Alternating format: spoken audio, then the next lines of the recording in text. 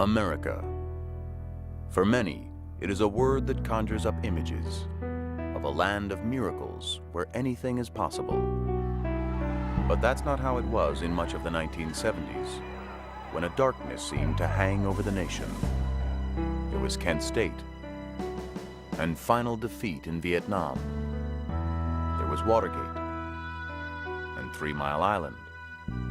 There were long lines at the gas station, exorbitant interest rates at the bank, and at the end of the decade, an overwhelming image signifying just how powerless we'd become.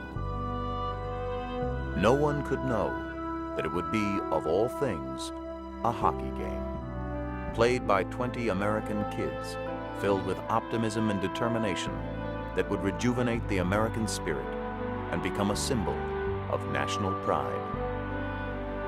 No one could know how important one game could possibly be to a nation that seemed to be losing its way. Throughout 1979, as the hockey team was preparing to compete in the Olympics, Americans at large were also competing with the harsh realities of everyday life. Look at the economy. Look how much money we're paying for gas. Inflation was absolutely ridiculous. People just didn't feel good about the United States. A lot of people wondered where we were headed. And then in November, just when things seemed like they couldn't get worse, This is NBC Nightly News they did. with Jessica Savage. Good evening. The American embassy in Tehran is in the hands of Muslim students tonight.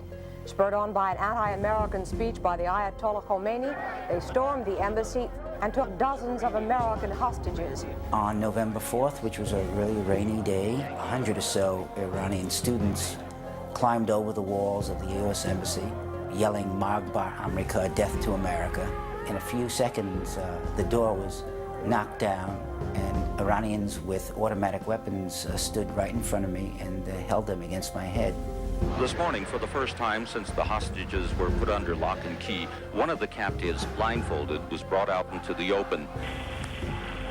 He is Harry Rosen, the embassy's press attaché. Barry Rosen and 51 other Americans would be held hostage in Iran for the next 444 days. We were bound hand and foot with guards in our room, weren't permitted to speak at all. You do not see a day of sunlight. They would come into our cells and hold us up against the wall and use an automatic weapon and count from 10 to 1 just to scare us. The defining moment of the late 70s for Americans was the hostage crisis in Iran. Here we couldn't do anything to help these people who were being held hostage by these radicals. Americans were intensely frustrated by this. Carter tries to frighten us on the economic front. He does not have the military courage to attack us. It was a constant nightly embarrassment to all Americans to see our influence in the world seemingly ebbing away. Every night on the evening news, they'd burn an American flag for us. We were not feeling very good about ourselves. In December, it would get even worse. Day 54 in Iran, and while there has been no significant change in the hostage situation, there has been a major development in the country next door to Iran, Afghanistan. During the last 3 days, more than 5,000 Soviet combat troops have been airlifted into Kabul. Up to another 50,000 Soviet troops have massed along Afghanistan's northern border.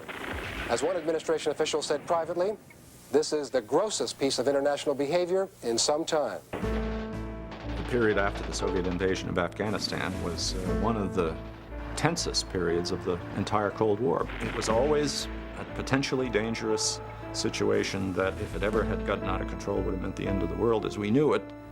It's very important for the world to realize how serious a threat the Soviets' invasion of Afghanistan is. So serious that President Carter's response put the entire world on alert. We instituted draft registration, we escalated the defense budget, and we called upon the world to boycott the Summer Olympics in Moscow. When Carter announced the boycott, it was one more thing that seemed to be adding to the national sense of malaise, is that now our team's not going to go either, because we have no other way of convincing the Russians to leave Afghanistan. But in the world of superpower chess, Carter's threat to boycott the Summer Games in Moscow led to speculation of a Soviet countermove, that perhaps they would launch their own boycott of Lake Placid. But with the Olympics just days away, the Soviets decided to fight it out on the playing fields of America. The Cold War was getting colder by the day, and incentive would not be a problem for the Soviet athletes. Newspapers were full of articles like blaming Americans for everything. So an attitude for the entire Olympic team, let's show them who we are. Let's show them who are the greatest.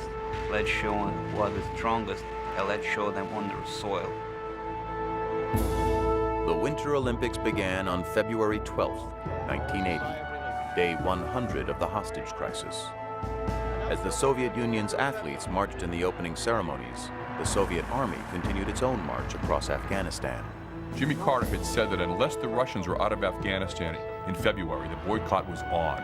So this cloud was hanging over these games. 64, 68, 72, 76, right up until 1980, the Soviets were unbeatable in the Olympics. We were by far the youngest, most inexperienced team when it came to the Olympic Games. We were just college kids playing flat out professional, older, stronger, better, athletes. So it was a real formidable task. First, Brooks would have to get his players to start thinking as a team, which wouldn't be easy. The rivalry between the University of Minnesota and Boston University was one of the fiercest in all of college hockey, and regional tensions between many of the new teammates ran high. As much as I was a Boston hockey player and I had pride in my roots as a Boston hockey player, I had an enemy, and my enemy was the University of Minnesota. There was a huge difference, I think, between the guys from out east and the guys from out west. They'd come in with their fancy clothes and talking trash, and there's us guys, we're just kind of, got a little bit different outlook on everything. The Boston guys, we thought we were pretty savvy, and there were guys that didn't lock their doors or left their wallets out in plain sight. We thought, these guys are a bunch of hicks from the cow pastures. I wanted to blur the boundaries of our country, build a we and an us and ourselves as opposed to an I, me, myself. Our spirit was going to be a big asset, and you can't have that type of thing if you have pockets of individuals and if there's not those team-building exercises throughout the year. Starting in August of '79, Brooks began employing his main team-building exercise, beginning a rugged 6-month pre-Olympic training program with a strategy. To bond them as a team, his players needed one common enemy: him.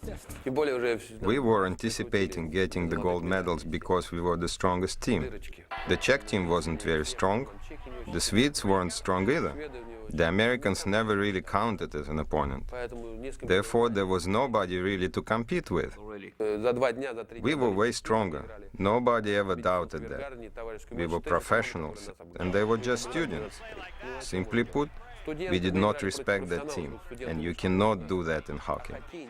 In Lake Placid and all over the United States, the victory triggered an outpouring of national emotion never before provoked by a sporting event. We hadn't had a reason to feel patriotic as a country for a long time, and this was a reason, and it was a good reason.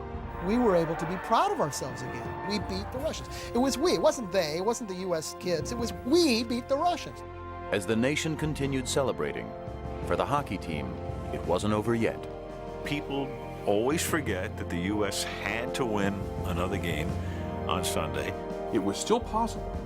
If the Americans did not beat the Finns, that they would not only not win the gold, they wouldn't win any medal at all. It wasn't until almost a year after Lake Placid that the truest impact of the American victory was felt by 52 Americans who didn't have the chance to watch the game when it was played.